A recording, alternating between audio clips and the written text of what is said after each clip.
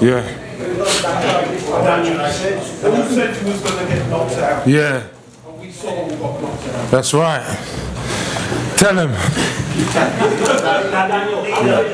Congratulations, Daniel, on your performance. Yeah. From the first round, you looked very, very strong and focused. Is that what you worked on for the early attack?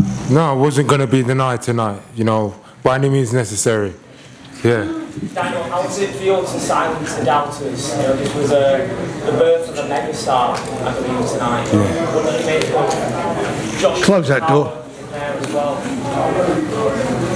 Yeah, they were all saying I was going to get knocked out, and we all saw who got knocked out, and you know, I done the business, and I'm just, you know, I was glad I proved everyone wrong, but this is the start of my journey. This is the start for me. Did it make it that much sweeter to get in front of Fury and Usyk as well, because those guys are now eyeing up you as their next opponent? Yeah, they're my targets now. You know, these are. I want to get my rematch and, you know, put the wrong right, and you know, God bless, and just come through it. There is a Daniel, rematch congratulations on the win. Yeah. Can you talk to me a bit about your defence? That was something that everybody was questioning. You took those 1-2s off Hermitage. How is he going to take that off Anthony Joshua? You went in there and you stood your ground. Talk to us about that. Yeah. That you didn't catch. Yeah, they're all doubting me, but you know, the Lord had my back tonight, and you know, my family around me, so I wasn't going to be denied. He could have thrown everything at me. I would have come through it, and you know, that's all I have to say.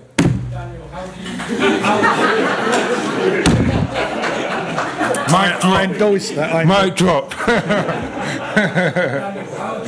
How do you reflect on your growth from defeat to Usyk until now? I mean, selling out Wembley Stadium. I mean, how do you reflect on your journey from that defeat to Usyk? 4 fights in a year. Yeah, 4 fights. It was just a growing process for me, a growing journey. To me, tonight didn't even.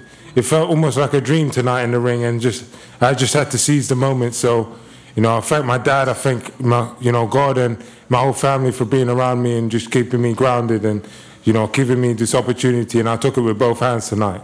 Daniel, can you just talk us through your journey, because you've won here in the capital, it's very much a London story, you're a Greenwich boy. Yeah. All of those amateur gyms you would have gone to get to this moment, to take on AJ in front of the world and to defend your belt. Yeah, it's almost like a dream. It's almost like a dream, but yeah, it would just... It's a dream come true. Yeah. Daniel, every week when we talked to you, we asked you why you were so calm, and you said it's the calm before the storm. Yeah. Yeah. Why were you so calm? What did you do in the game plan You're a calm person. Yeah, I'm calm anyway. Cool, calm, collective. Yeah. Like many years ago, you That's said it. that this man is going to be a problem for the heavyweight division. He just beat the former. Sorry, say again? Many years ago, you said that Daniel's going to be a big problem for the heavyweight division. He's just beaten the former 2-time heavyweight champion of the world, a man who sold out Wembley on more than one occasion. What do you do next with him, considering the fact that you also look after another top heavyweight, Tyson Fury, and of course he's got a rematch coming up with Alexander Usyk? What's the next option for Daniel? Well, we'll see what happens on the 21st of December in Riyadh. Let's see what the outcome of that fight. Tyson, I believe, will win it. But the fight, I would love to see Daniel lace him up against Usyk again, because I believe that he should have won that fight, and I still believe it wasn't a low blow. And he's shown what he's all about. Matt Lennon for Boxing Social. Daniel, you've been on one hell of a ride. It's been noted, everyone's questions. What was that turning point for you after the Usyk? Was there a specific moment in camp where you just went, you know what, I know what's going to happen here, and still had confidence to go on and do what you've done tonight and create history? We had chats, didn't we, after that fight? Go on, this time. We talked after the fight. We had a talk, and I'm still saying now, it's a fight that he could have won. I genuinely believe that. I'm not going to go along. I argue again about the low blow. We're living in the moment now. In the moment we're in now, this man just showed what he's all about.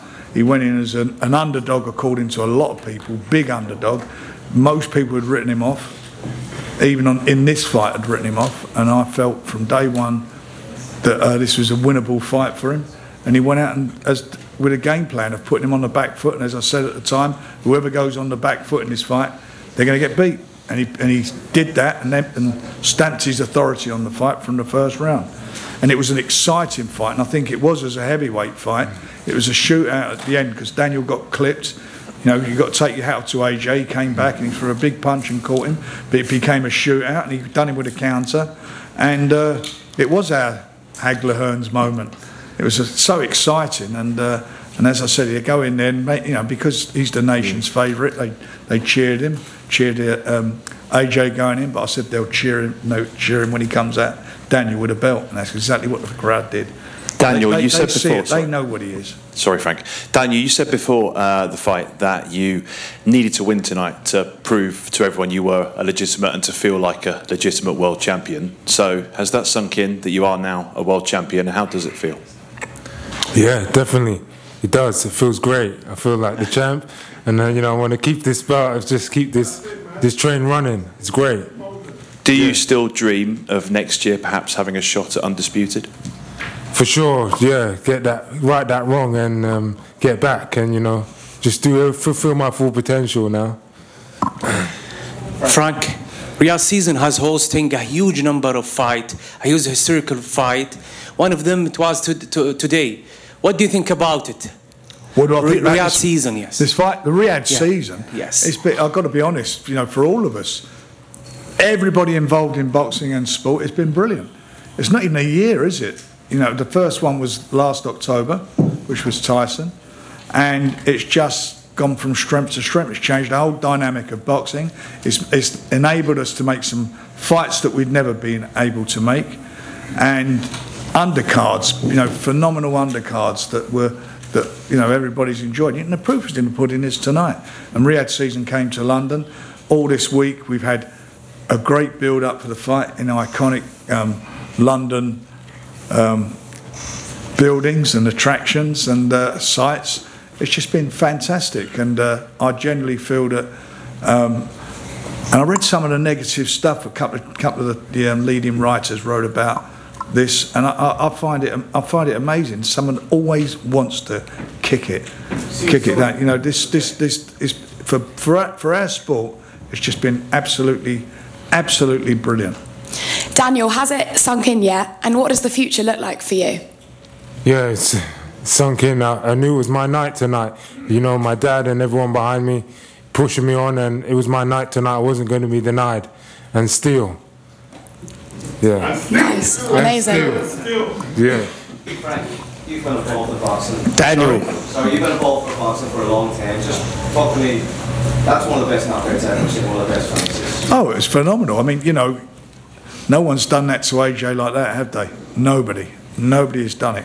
And Daniel. This man's got phenomenal power in both hands. He's got a great chin himself, because AJ caught him with a couple of good shots, a really good.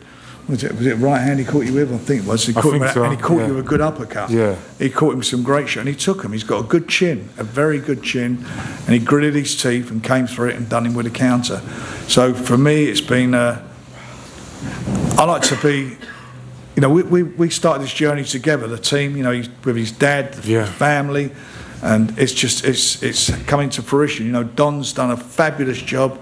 As you know, as his trainer, as his lead trainer. I mean, I take my hat off to him what he's accomplished, and he deserves every moment of it. It's just been a great ride, and it's going to get better and better because there's some brilliant fights to be made. And he's a young man. He's a young man. Well, you're 27 now, and that's young for a heavyweight. 27 years of age, and you look at the guys who are there now.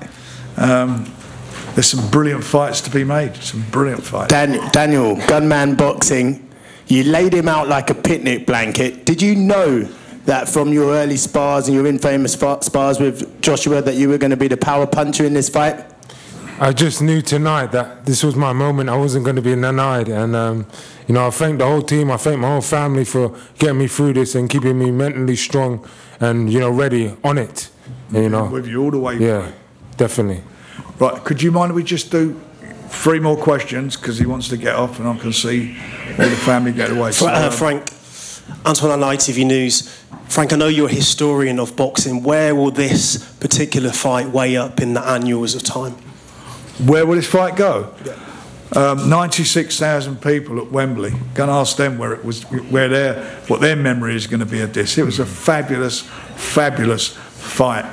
And I do feel it was our heavyweight version of Hagler Hearns, the way, especially towards at the end when they were both catching each other, it was just unbelievable. They took some big shots in there before it all ended. And I thought, and I'll tell you something, it weren't just about the punches. Daniel's jab is superb. He has a superb jab, and that was the key to winning this fight, by putting him on the back foot with that jab, and that's what he set out to do, and that's what he did. And Frank, you said you've been there at the start of Daniel's journey across the small arenas to the big shows to the 96,000 at Wembley. Just how proud are you of his journey and what he achieved tonight? I'm extremely proud of him because I believed in him. I believed in him, you know, and when you had some people, some of the things they said, especially after the fight he had with Joe Joyce, when he had 4 fractures of his eye socket and was told that he had gone on, the retina would have come apart, and that we wouldn't be here tonight. So it's very easy for some people on the safe side of the ropes to say what they say, but for me, he showed his character certainly in his last 3 fights. He's had to grit his teeth like you cannot believe against. He's had, was it 3 undefeated fighters and AJ, the nation's favourite, and going in, and all these fights, the last 4 fights in 4 years, an underdog according to the press and according to the bookmakers in every single fight. He was underdog in all of them. Daniel, first of all, congratulations. Frank said there about the fact that you were clipped a few times by AJ. What did you make of his power, and how was it compared to what you were anticipating? Yeah, you know what? You couldn't keep me down. He was going to have to nail me to that canvas. I was just unstoppable tonight, and you know, it was a good firefight in there, and I just enjoyed it. I enjoyed the whole moment, winning and coming through that, and you know, fulfilling my potential tonight anyway. So yeah, on we go. And we know that you're close to your dad, and we saw a video go out already of you two embracing in the changing room afterwards. What did he say to you in that moment? You know what? He's just proud of me, and just, you know, proud of the whole team effort. My dad especially pushing me and keeping me on the right track. As you talk sports, Daniel, congratulations. And we all know early on in your career you got some unfair critics about, you know, not being able to handle it when the going gets tough. We know you've dispelled those rumours, and when the going gets tough, you get going. Do you think that was ever a thing, and has it been something that you've had to work on, or was it all a myth all along and you've always had that in you? No, tonight I became Daniel in the lines then, and I had to come through that. I was unstoppable tonight, and yeah, I was on a roll, and you know, the Lord was with me, and I just come through it. Dynamite Dan. Yeah. Yeah.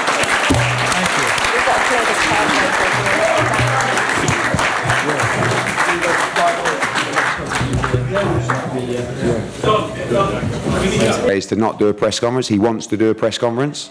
He wants to speak to you guys, so he's going to come in, he's going to talk. I'm not going to let him sit here for ages taking questions, but he's going to talk to everybody and probably go on too long. And then I'm going to kick him out, and then Ben Davison's also going to come in for your guys' questions as well. So if you want any questions with me, fire away. He'll be here in a couple of minutes. Eddie, during these last few years, we spoke about winning that Joshua, the world, 4th world, and getting to a 3rd world title. It's just been beat by Dubois. What is the plan now with Anthony Joshua? Well, probably get a good kick tonight, or try. It's a difficult defeat, but you know, at this point you have to try and take any positives you can, and it's difficult because the start was disastrous. And the only positives I can take is the unbelievable heart and guts and nuts that he showed to never give up. And I said in the change room, I said, you know, the amount of times I've heard over the years a fighter say, you know, I will rather get knocked out than try and survive or lose on points. I will go out on my shield. He went out on his shield. Even when he didn't have his legs, he was trying to land the right hand, and he was trying to find a way back in the fight. And remarkably, as bad as he performed tonight, or as many as mistakes that he made, he still could have won the fight. You know, 4th round he hurt Dubois, 5th round Dubois' legs buckled, and at that point I think this is going to be one of the greatest comebacks I've ever seen. But walked on to a crushing right hand, and unfortunately there was no getting up from the last one. Yeah, I mean, we have a contracted fight with Riyadh season that could include the Daniel Dubois rematch. I think we need time. You know, I mean, I don't think he could have boxed much worse tonight, but you have to give Dubois brilliant, you know, plenty of credit. He was brilliant tonight. He put the pressure on. We knew that he'd be dangerous in the early part of the fight, and the start couldn't have been worse, really. AJ will believe that he can box much better and beat him, but Dubois is going to be full of confidence. And we have to look what happens on December 21st, if Tyson Fury wins or if Tyson Fury loses. But no immediate rush. But I know what AJ's like, and he would love to have another crack at him. Eddie, Can you just tell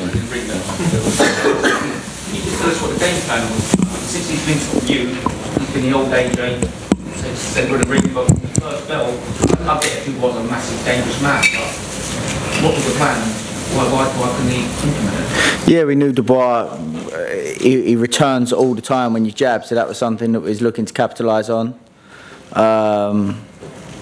For whatever reason, you know, things didn't get going as we'd like to in the early part of the fight. That was just one of the things that we was looking to pick up on. Obviously, there was a few other things as well, but just didn't manage to get the things that we was looking to get going early, and then a couple of things that we was looking on to capitalise on, like Eddie said at the end. There was a couple of very, very, very short spells of it, and one of those was when he managed to land that right hand, and then there was a couple of things we wanted to do to follow up moments like that, and just didn't apply it the way we'd prepared to, unfortunately. But by that point, a lot had gone on. You know, he's not thinking straight. So, yeah, difficult, very difficult pill to swallow. Eddie, We've only seen it on the TV now. He started sticking his tongue out to the crowd. I guess I think one was right in the far corner. I guess he's trying to tell you he's all right. But was that at you? Because it was about 10 seconds before he was on the other side of the fight. No, I was asking for something from him, and he sort of said, like, I'm okay, let me know he's okay, actually talking in there. And then he come back before the last round and just said to me, these are the moments that we live for, you know, and talked about rolling the dice, and that's what he done. And like Eddie said, you know, a lot of people talk about when they're having an off night, and that was an off night, and, you know, I'd just like to say that me and my team have received a hell of a lot of credit for good performances that he's had. So it's important that we take responsibility for the bad performance as well. So we're willing to do that. But he spoke about rolling dice, and like I said, a lot of people talk about when things aren't going well, I'll go out on my shield. But he did that tonight, and a lot of people talk about, oh, is he hesitant to let his hands go? He showed he's not. He let his hands go. Unfortunately, he come off with a short straw tonight. But yeah, obviously we're very, very gutted. Eddie, another positive 96,000 at Wembley Stadium. Sorry, Eddie. One positive from the fight. I mean, 96,000 at Wembley Stadium tonight. A lot of people would argue without Anthony Joshua, considerable amount of stadium fights wouldn't be filled the way they were. I mean, how do you reflect on kind of, I mean, the massive crowd in there to support Anthony Joshua tonight? It was incredible, and you know, I think Daniel Dubois deserves a lot of credit as well. You know, I don't think he was disrespected as the champion, but he was the clear B-side in the fight, and he come out as a star tonight as well. You know, I think he's a handful. You know, he's a good young man, and he's come back from a lot as well. You know, people have written AJ off before in the past. We all wrote Daniel Dubois off, me included. You know, and actually he showed again tonight. Took some good shots tonight. You know, and it was only really when the 4th and 5th round come that I was thinking, actually, we could start breaking him down here. But by then, like Ben said, you know, because of the start, it's so difficult without a clear head to actually apply the things that he's been working on. And even then, you know, my dad messaged me. He said, wow, he said, made so many basic errors and still could have won the fight. You know, and that's a positive to take out of it. That I said to him, you've got to be proud you even found a way back into the fight. Because after the 2nd round, for me, the fight's done. It's over. And, you know, people always question people's heart. You know, even the last knockout, he's scrambling to get up. He couldn't have tried another inch. And that's all you can give to people, you know. And I think when you do that, you can look yourself in the mirror and say, I might not have been good enough tonight, but I've tried my nuts off. and I gave everything. And I spoke to him last night, and he said to me, I'm ready to go to the trenches tomorrow night. He went all the way in the trenches. You know, people talk about taking a knee, spitting a gum shield out. I mean, listen, when Daniel Dubois hit him in the nuts in the 3rd or 4th round, I'm screaming at AJ to take the full 5 minutes. Like, that's actually a little bit of inexperience. Like, at that point, when he couldn't stand up, he's been hit full blown in the conkers, right? All he's got to do to the ref is just, you know, but that's not him. He just went to ref, I'm fine, come on, let's go. And I'm like, no, what are you doing? And then it happened again. Because he just came to fight tonight. And, you know, when you talk about entertainment, maybe vulnerability, but also a huge puncher that's prepared to let his hands go. It was a hell of a fight, you know, and like I said, as gutted as we are, Daniel deserves a lot of credit because tonight was his crowning night. Not being elevated to interim champion, tonight was the night that I believe he become a real world champion. And, you know, he's got a big future ahead of him as well. Eddie, obviously, AJ is going to be disappointed. He was excited to be back at Wembley in front of 96,000 people, but we'll all agree he showed so much heart tonight. How much admiration do you have for him for doing that? Always, because I think when you... It's not just the admiration of being in the ring, it's the admiration of how he lives his life, how consistent he is working with Ben, and the achievements that he's had in his career, the money that he's made, and he still wants it more than ever.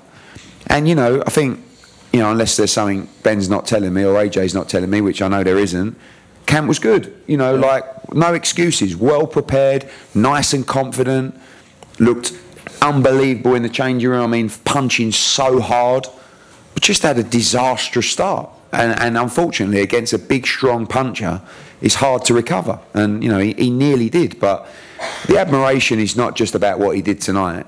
He went to deeper depths tonight than I thought he would or could, in all honesty. Like, and that's total respect for him, because it's not just hanging on, it's standing there and letting your hands go when your legs are gone. Do you know what I'm saying? It's a difference. Someone comes in and they lose every round, they go 12 rounds and it's a little bit of a celebration. Oh yeah, I lost on. He was like, he was either going to get knocked out or he was going to flatten Daniel Dubois. And unfortunately, it was the first one. Eddie, we arrived quite late to the stadium. Was that part of the plan? And if it wasn't, do you think that might have factored into that, like, sloppy start?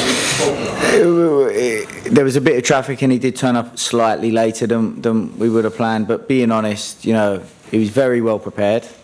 You know, we knew Daniel was going to start fast. There was nothing that shocked us in there. Oh, we didn't expect him to do that. Just whatever reason got off to a bad start, and you know, it's very early. Coming off the back of the fight, we'll go back, we'll review what we could have done better, of course, and go from there. Eddie, yeah. When it comes to Anthony Joshua, across social media, some people will look at him 34, going to be 35. There'll be talks of, is this the time to retire? What will you say to AJ in terms of his future? Well, I mean, you know, everyone's very fickle, aren't they? Yesterday, he's in the form of his life, never looked better. Wow, this is unbelievable, this new resurgence. Has a bad start, you know.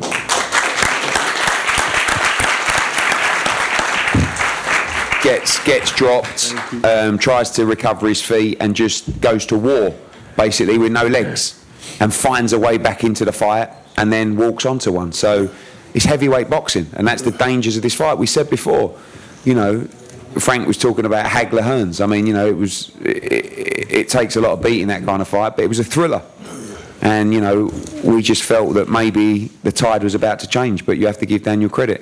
I'm going to pass the mic to AJ. I've explained you wanted to come and do this. I told you not to, but you always do it. We're not going to take questions, but you wanted to say a few words. Firstly, always walk with your head high. We took a shot at success and we came up short, unfortunately. We rolled the dice, man, for the third time.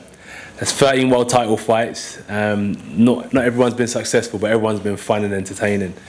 We're trying to create history for British boxing, and I think we're doing that. And also, I appreciate all the press, media, the fans aren't here, but I thank them through you guys. I'm sure you guys will let them know that we're appreciating their support. And probably you're asking, do I still want to continue fighting? Of course I want to continue fighting. That's what I said is, we took a shot at success and we came up short. And what does that mean now? We're going to run away? Or we're going to live to fight another day? And that's what I'm a warrior. And also, before I finish, we have to give credit to our opponent as well, Daniel. Even though when I sign up to fight opponents, I don't really like him in my head anymore. But now it's done, I take my hat off to him and say, well done, Tim and his team. And also thank you to my team as well for the way they prepared me. There was a few mistakes in there, but that's the name of the game. Fine margins can cost you at the top level. So thank you.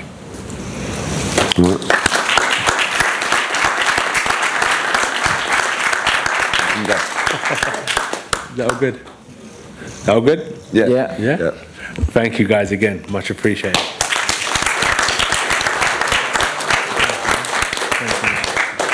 God bless. Right.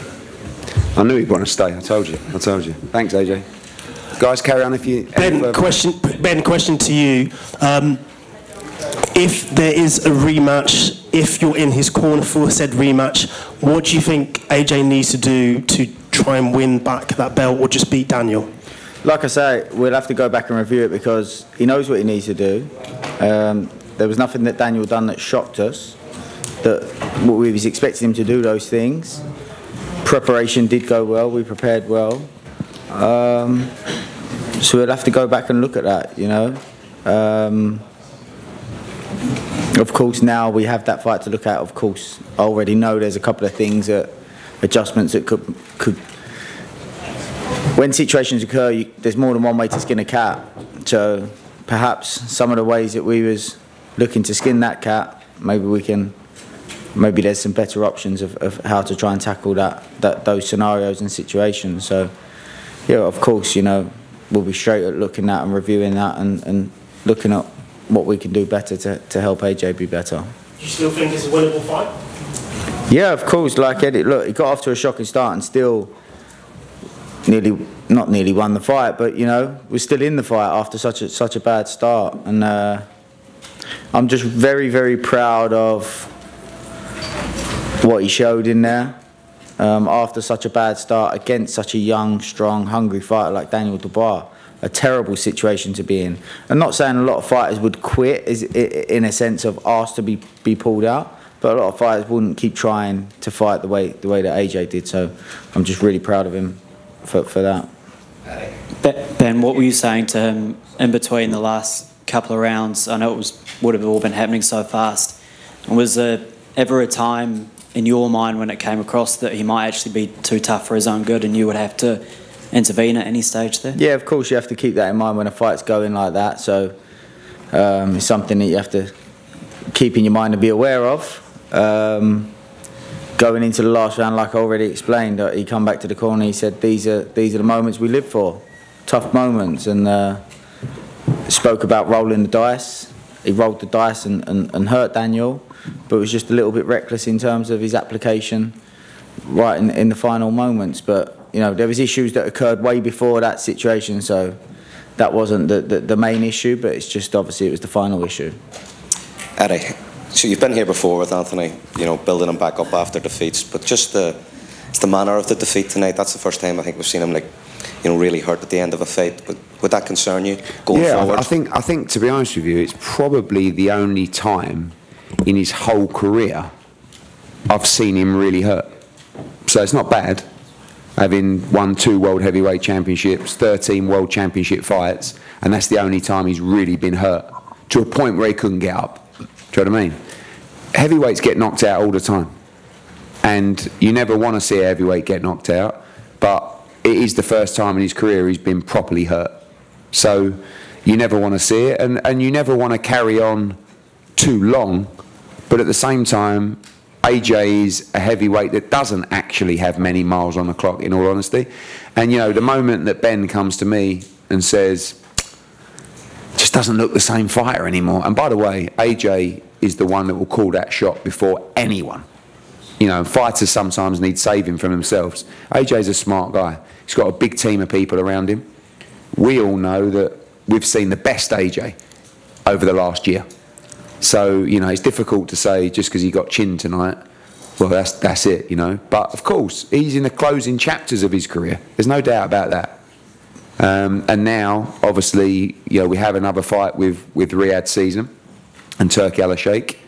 And Daniel Dubois is part of that plan, but so too could be Tyson Fury or another heavyweight. So, look, I think that 2025, you know, is going to be an interesting year for Anthony Joshua, one way or the other. But he will definitely be back. And whether it's against Daniel Dubois, Tyson Fury, whoever, you're going to be entertained because, you know, that was incredibly entertaining. Albeit you don't want to see your fighter get beat like that. But our interests are to make sure that he leaves this sport with legacy, with a huge amount of money in the bank, but also with his health intact. And, you know, if you start getting knocked out like that, you certainly have to look at it. But really the first time in his career when he hasn't been able to get off the deck. And there's been many times he's been down and never not tried to get up. But that one was just a shot. You know, when you try and land an uppercut and you get caught trading by a huge right hand, it doesn't matter who you are, you're getting knocked out. Unfortunately, it happened with a lot of damage on the clock. And that's perhaps why it ended the way it did. Can you give us a little bit of insight into how to mitigate the risk? You said it wasn't going according to plan. Were you trying to remind him of the plan, or do you try and come up with a contingency when you see things not going wrong? What is it like in the corner? Yeah, well, you go into a fight with knowing the tendencies of the opponent through previous fights of his, and then during the course of the fight, certain tendencies might stand out more. For example, when you do this, he's often doing that. This is how you deal with that situation. So we're trying to, but when you get off to a bad start like that, you know, at the same time we was trying to, situations were occurring that we didn't want to happen. So we're trying to deal with those situations. This is the best way to deal with that. And then, you know, this is the best way to deal with that situation in a safety first manner. And then these are situations where, you know, you might take a risk on this. This situation keeps happening. You're going to have to be ballsy in this situation. And he did that. And there was a couple of shots that he landed when he did do those things and settled things down or hurt Daniel. And then the application after that wasn't quite what we was looking for. So, but this is heavyweight boxing, you know. These things happen. Doesn't mean that it's okay. Doesn't mean that it's fine. Doesn't mean that we're not going to go back and say, look, you know, we need to do this better, or this is a situation that we need to look at and review. But you know, we're well aware, and he went out on his shield, and that's all you can ask for. Ben, I spoke to Usyk, and he basically, he basically said AJ was in the pocket for too long and his right hand was too low and he was leaning back rather than taking a step back. He said that was the reason why he kept taking the right hands. Yeah, his feet were lagging a little bit. He wasn't as sharp on his feet. You know, that was something that we spoke about. We wanted him to defend with his feet first in situations when Daniel was rushing in, or drop and tie up. We didn't want him to sit there, catch him for too long. No, Daniel was heavy-handed, not a smart approach. And of course, didn't want him getting caught, not being ready and unaware. And those things unfortunately happened. Eddie, AJ has had setbacks before that he's overcome. Do you see this one being any different? How do you make sure that he gets through this? I mean, because I know he'll be consistent, you know, and I think the key now is to make sure that when he comes back physically, he's fine. I mean, I don't see it being a fight that ends his career.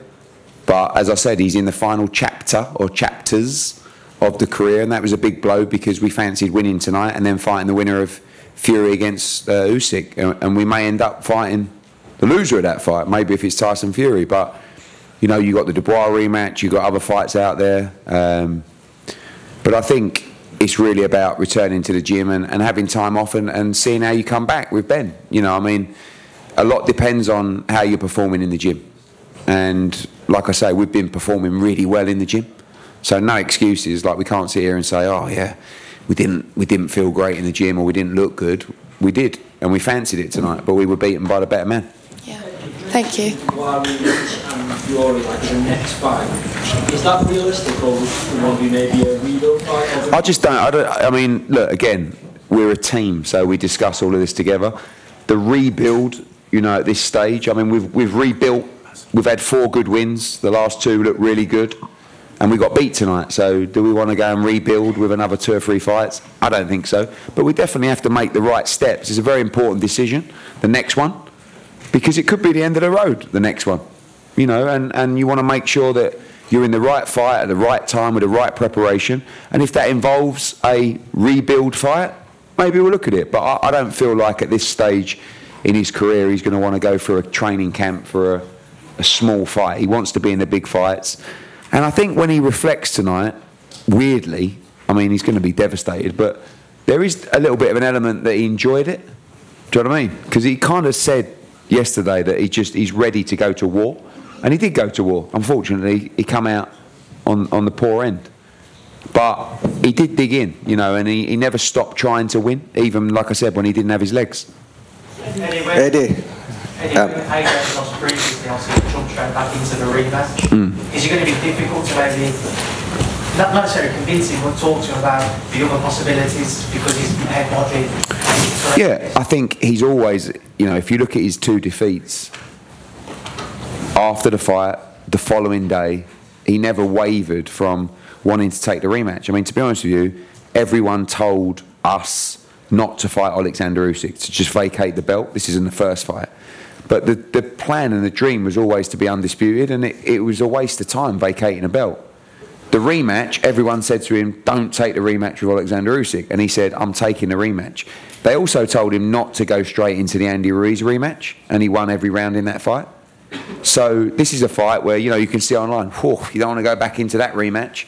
It's dangerous. Dubois is going to be full of confidence. We think that AJ can perform much better, but there will be other options out there for him. But I know that in his head, any fighter will want to avenge a defeat. But it's our job to look commercially at the fights. I just know he's going to want a big fight. I just don't believe he's going to want to come back in February or March and have a run out, you know, Hellenius or Franklin or these kind of fights. We've done that, and I feel like the next decision will be very important. Eddie, over here, Eddie. I know we don't have to go through AJ's list of achievements. But if he was, when he does finish, if he doesn't have Wilder, Pete Wilder on his record or Fury, do you think that would be damaging for his global legacy? Not really. I think he's done unbelievable. I mean, I feel like a kid that has come off an estate in Watford to win an Olympic gold medal, a World Championship silver, where he actually got robbed in, a British title, a Commonwealth title, a world title, completely transformed British boxing to a place that we never believed it would ever be. To carry himself in such a way that, you know, just inspires the next generation, that generates grassroots boxing, saved all the gyms in lockdown, invested his own money into the gyms in lockdown, goes to Finchley ABC, stands out there all night talking to the kids, wins a 2nd world heavyweight title, sells out 96,000 at Wembley, trying to win a 3rd world title against a young kid that can really punch and he's really dangerous. I mean, this is legacy beyond just Fury and Wilder. For sure, you know, it would have been great to take those fights. But what he has done will never, ever be repeated. Not necessarily in the ring, but the way he's carried himself and the way he's transformed the sport, we're all beneficiaries of it, aren't we? You, me, for sure, Ben, all of us in here. And tonight wouldn't be happening without Anthony Joshua, because we wouldn't have reached this stage. He transformed the heavyweight division in this country. He made stadium fights a thing of the norm. So Anthony's legacy will live on in the gyms. It will live on at Team GB, and it will live on throughout British boxing. So Wilder, Fury, yeah, unlucky. You know, who knows what's going to happen in the future, but it's done. we should be celebrating his achievements. We should be celebrating the fact that he's a bloody good bloke. And he's now proven that he's got a massive set of cojones on him. And he's willing to go out on his shield. And if tonight was the last one, which I don't believe it will be, or if the next one's the last one, let's enjoy it, give him respect, and know that nights like tonight, he's responsible for. And we owe him a huge amount. I mean, look, I think Anthony came out. I remember watching Anthony in the final of the Olympics, and I was half thinking, please don't win, because it's going to cost me a fortune if you win this gold medal. And he did, and he came into the office, and I was just fascinated by the way he carried himself. And I thought, wow, we've got a real chance here to have a star that we've never seen before in the sport. And if you look at great fighters like Calzaghe and Naz and Eubank, none of them inspired the younger generation to go and get themselves fit or follow their dreams or start in amateur boxing clubs. There's never been a fighter like that before. And, you know, I remember his debut against Emmanuel Elio. You have to remember that AJ, for so long, was boxing outside of his comfort zone without actually the experience or maybe even the ability to be in those fights. And it's actually, he's evolved as a fighter, and sometimes you come up against different styles that are harder to, you know, to deal with, and tonight may be one of those as well. But like when he was putting it all on the line against Klitschko and these guys, he was just rolling the dice every time. So I'm actually more proud of him tonight than I've probably ever been in his career before. Because when you've got a guy who hasn't got his legs and he's just holding his feet, letting right hands go, and, you know, that moment, and I know it was only 10 seconds, 15 seconds in the 5th round, you know, maybe in my deluded mind, I'm thinking he's going to do it, and this is going to be the greatest comeback I've ever seen. And then disaster, you get caught trading, and it's, but again, you get knocked out like that. When he got knocked out, he was going for the kill to end the fight. He wasn't backing up, trying to cover up, trying to hold, trying to survive. He went out to try and knock out Daniel Dubois and walked onto a right hand. Couldn't be prouder. And gave it everything tonight. And that's fine. And that's why when we talk about the Ruiz defeat, people will never really know about the Ruiz defeat because he'll never talk about it. But the reality is, tonight was one you can take on the chin. Ruiz was one, I can't believe we lost that. Shouldn't have lost that fight. Tonight was like, beaten by the better man, you gave it everything. What a great fight. Sport. So the defeat is never easy, but it softens the blow very slightly. I think I've been talking too much, and no one wants to talk anymore. Right, last one, come on. Obviously, we've spoken about legacy. Do you still believe that one day Anthony will become three-time heavyweight champion? Yeah, I believe he can beat Daniel Dubois. You know, but he's got to get it right. If he fights like that again, he won't beat Daniel Dubois. If he fights like he should do and can do, he can beat him. But he's going to be fighting a guy with more confidence in Daniel Dubois that is improving as well. So he's up against it. So, you know, I think that at this stage, I know what will be in Anthony's mind. Probably the World Championship. You know, I feel like the World Championship meant a little bit more to him this time around. But I feel like moving forward, it will just be, give me the biggest fights. And then if you get beat again, then you're going to have a tough decision to make. But he'll always want to win the world title. But I think he'll just want the biggest fights that are out there in 2025. What do you want from him? Want him to be happy. Said it after the Usyk fight, didn't I? Same thing. And I've seen his happiness turn around a lot, particularly since he started working with Ben. You know, I mean, AJ's always been searching, you know, at GB, improve here, bring this person in, bring this person, move his entire life to America, go with Derek James. Is this going to work? Is this going to work? And who would have thought he'd find solace in Harlow? There's nothing wrong with Harlow. Do you know what I mean? That's only 15 minutes from me, which is fantastic. But he's happy. He's loving his boxing. He's enjoying his life. He loved tonight. He loved the experience. He loved the fight week. He loved being back at Wembley. And I actually think in a weird way, when he looks back, I think he will kind of half have enjoyed the fight in the fact that he was beating his chest saying, come on. You know, because he's never really been in a fight like that before. He's been in loads of different fights, but never really a fight like that. And you don't want to be in too many fights like that. But part of him will go, fucking hell, we went to war last night. And he really did. So I hope he gets the respect that, as I say, when he got chinned, he was trying to close the show and knock out Daniel Dubois. And not many people do that when they've been down 3 times and have no legs. Never stop trying to win. Okay, thank you everybody. Thank Thanks you for your a attendance. phenomenal night. Thank you for all your support. We'll see you next week.